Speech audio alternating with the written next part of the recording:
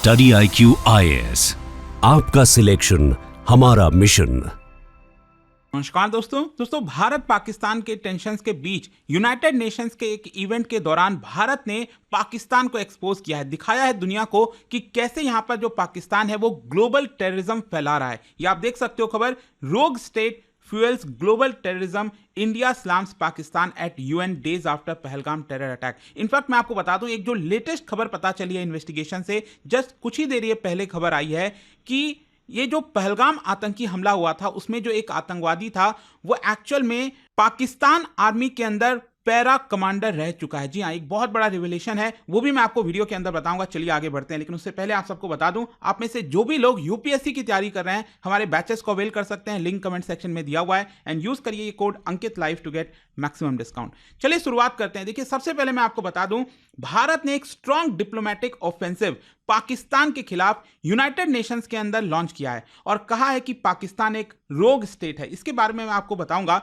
लेकिन यह रिमार्क तब आया जब यूनाइटेड नेशंस के एक इवेंट हो रहा था, लॉन्च हो रहा था of VOTAN, that is victims of terrorism association network. ये जो मेन इवेंट था, इसका मेन पर्पस यही है कि टेररिज्म से रिलेटेड जो विक्टिम्स हैं, जो सर्वाइवर्स हैं, उनको सपोर्ट किया जा सके और साथ ही साथ यहां पर जो एडवोकेट्स, पीस बिल्डर्स, उनको हेल्प किया जा सके, इस तरह की चीजों में और बढ़ावा देने के लिए। खैर, यहां पर क्वेश्चन यह है कि भारत ने क्या कहा है यूनाइटेड नेशन में। देखो, यहां पर भारत की तरफ से जो डेप्यूटी परमानेंट रिप्रेजेंटेटिव है एम्बेसडर योजना पटेल, उन्होंने यहां पर पाकिस्तान के जो डिफेंस मिनिस्टर हैं आसिफ ख्वाजा, उसका बयान लेते हुए ये पूरा स्टेटमेंट दिया। रिसेंटली आपने देखा होगा, जो आसिफ ख्वाजा हैं वो एक इंटरव्यू दे रहे थे लाइव टीवी पर, और उसी के दौरान उन्होंने कह दिया कि पाकिस्तान तो पिछले कुछ दशक से ये डर्टी वर्क करता आ रहा है।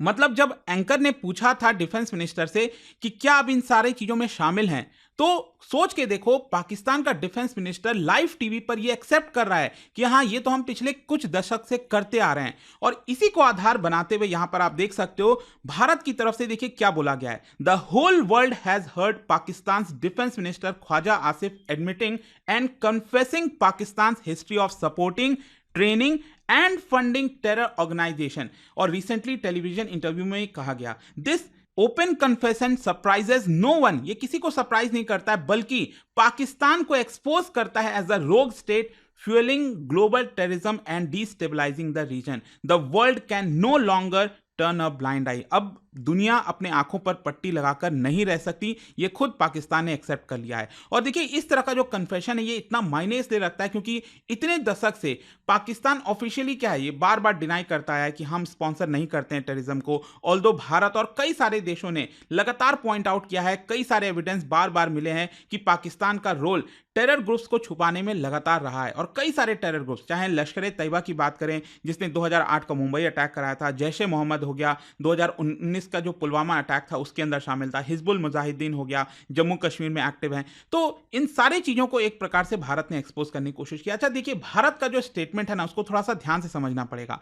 भारत ने कहा रोग स्टेट। रोग स्टेट का मतलब होता है कि एक ऐसा देश जो इंटरनेशनल रूल्स रेगुलेशंस को फ्लाउट करता हो, तोड़ता हो, स्पेशली पीस और सिक्योरिटी से रिलेटेड, ये मतलब होता है रोग स्टेट का। फिर यहां पर जो हमने बोला है कि systematically using terrorism as a instrument of state policy, मतलब स्पेशली जो नेबरिंग कंट्रीज हैं उनको एक प्रकार से डिस्टेबलाइज करने की कोशिश करता है पाकिस्तान। और साथ ही साथ भारत ने जो बोला है ना, safe haven, funding, training, weapons, ये सारी चीजें पाकिस्तान प्रोवाइड करता है टेररिस्ट ऑर्गेनाइजेशंस को, और इसकी वजह से टेररिज्म से फाइट करने में मुश्किल आती है। मतलब जो इंटरनेशनली बार बार सारे देश एक साथ जुड़ते हैं कि टेररिज्म को हटाना है, खत्म करना है, तो उसमें इस तरह के जो देश है ना, पाकिस्तान जैसे देश, वो एक प्रकार से बाधा डालने की कोशिश करते हैं। तो भारत के जो रिप्रेजेंटेटिव हैं उन्होंने पाकिस्तान की जो पॉलिसीज है जिसकी वजह से इंस्टेबिलिटी क्रिएट होती है रीजन के अंदर, ग्लोबल थ्रेट होता है, उसके ऊपर एम्फसाइज किया। और साथ ही साथ यहां बोला कि कैसे भारत के धरती पर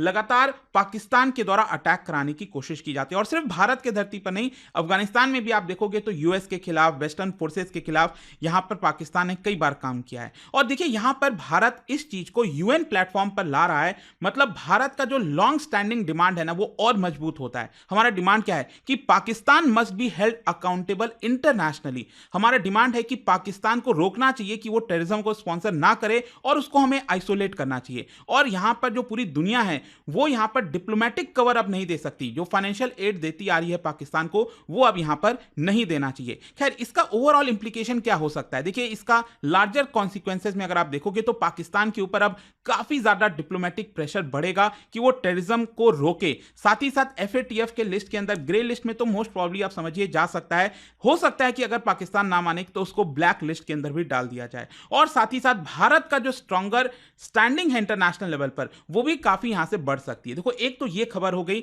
यूनाइटेड नेशन से रिलेटेड, लेकिन अभी जस्ट कुछ ही देर पहले यहां पर रिपोर्ट आई, आप देख सकते हो, इसमें बोला गया है Pakistani terrorist farmer para commando says proof. जो इन्वेस्टिगेशन के रिजल्ट सामने आ रहे हैं उसके हिसाब से बताया जा रहा है कि ये जो पाकिस्तानी टेररिस्ट था, जो मेन अक्यूज है, मतलब यहां पर जितने भी आतंकवादी आए थे, अभी भी देखो क्लैरिटी नहीं है कि करीब 5 से 6 हो सकते हैं, तो यहां पर जो उसमें सबसे एक मेन था ना इसका मास्टरमाइंड, इसका नाम है हशीम मूसा।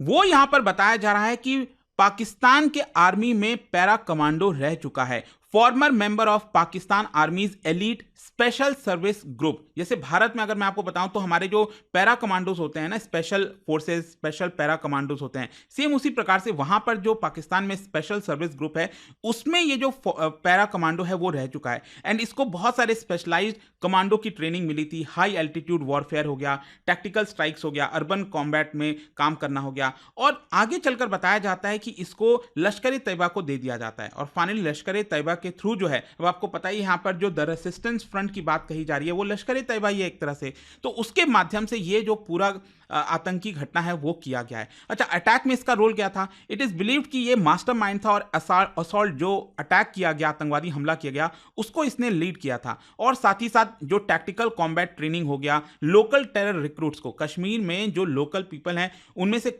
कुछ यूथ को एक प्रकार से ट्रेनिंग देना, जो पाकिस्तान के और भी आतंकवादी हैं जो इन्फिल्ट्रेट किए थे भारत के अंदर, उनको ट्रेनिंग प्रोवाइड करना, वो सारी चीजें इसी ने किया था, मूसा ने। और साथ ही साथ यहां पर प्लानिंग करना, वेपन सप्लाई, टारगेट सिलेक्शन, ये सब कुछ बताया जा रहा है, इसमें मूसा का रोल था। करंट स्टेटस क्या है? देखो अभी ये भाग रहा है, हमारी जो पुलिस है, फोर्सेज हैं, उसको ढूंढने में लगी हुई हैं। इनफैक्ट इंडियन एजेंसीज ने लगभग 60 लाख रुपए का बाउंटी भी रखा है कि जो हमें बताएगा इसके बारे में इंफॉर्मेशन, तो उसके लिए यहां पर रखा गया। खैर, एविडेंस क्या क्या कलेक्ट किए गए हैं इंडियन एजेंसीज के द्वारा, क्योंकि बहुत इंपॉर्टेंट हो जाता है अगर हमें पाकिस्तान को एक्सपोज करना है इंटरनेशनल लेवल पर। तो एक तो आई विटनेस हो गए, जिन्होंने जो देखा उनसे यहां पर पूछताछ की गई, उनसे इंफॉर्मेशन मिला।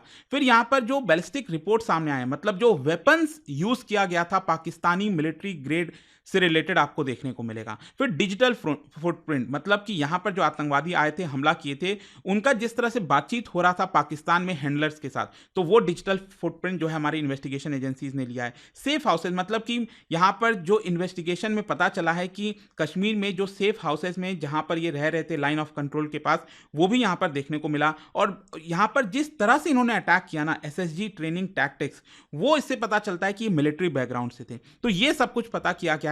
खैर, ओवरऑल इसका स्ट्रैटेजिक सिग्निफिकेंस क्या है? देखो अगेन यहां पर जो भी हमें प्रूफ मिल रहे हैं, स्पेशली ये जो फॉर्मर मिलिट्री कमांडो रह चुका है, ये जो मूसा है, वो कहीं ना कहीं भारत का जो केस है ग्लोबल फोरम पर और मजबूत करेगा। और साथ ही साथ देखिए, जहां तक शिमला एग्रीमेंट का सवाल है, इसको पाकिस्तान ने ठुकरा दिया है, कहा कि सस्पेंड है। तो ये हमारे लिए अपॉर्चुनिटी, एक प्रकार से कश्मीर का जो इंटरनेशनल स्टेटस है उसको हम रीडिफाइन कर सकते हैं, वो देखने वाली बात होगी। लेकिन ओवरऑल कश्मीर में अब हमें और ज्यादा सिक्योरिटी की आवश्यकता पड़ेगी, ये एक इसका इंप्लीकेशन देखने को मिलता है। तो ये पूरा वीडियो था दोस्तों, आई होप कि अब आपको अच्छे से समझ में आ गया होगा यहां पर हुआ क्या यूनाइटेड नेशन में। और जाने से पहले आप सबके लिए एक क्वेश्चन है। क्वेश्चन ये है that unlawful activities prevention act, अक्सर आप सुनते होंगे यूआपा के बारे में, 1967 का, इसके थ्रू भारत सरकार क्या कर सकती है? ये 4 ऑप्शन में से आपको बताना है। और इसका जो राइट आंसर आप सब जानते हैं, मेरे इंस्टाग्राम पर तो मिलेगा ही, वहां पर अगर आप नहीं हो कोई बात नहीं, टेलीग्राम से ले सकते हैं इसका सही उत्तर। और जैसा कि आप सबको पता है, स्टडी आईक्यू पर अगर आप यूपीएससी के कोर्सेज लेना चाहते हैं, बैचेस लेना चाहते हैं, हमारे 26 की अगर आप तैयारी कर रहे हो, हमारा जो फाउंडेशन बैच है उसको अवेल कर सकते हैं, या फिर 2027 के लिए जो लॉन्ग टर्म बैचेस हैं उसको अवेल कर सकते हैं। सभी में कंप्लीट प्रिपरेशन कराई जाती है, प्रीलिम्स, मेंस, इंटरव्यू सब कुछ, और बुक्स आपके घर भेजे जाते हैं। एक पर्सनल मेंटर आपको मिलता है। यूज करना है आपको ये कोड अंकित लाइव, ताकि आप मैक्सिमम डिस्काउंट ले सकें, और 30 अप्रैल तक यहाँ पर आपको कार्निवल के दौरान एक्स्ट्रा डिस्काउंट दिया जा रहा है। स्टडी IQ IAS, आपका सिलेक्शन हमारा मिशन।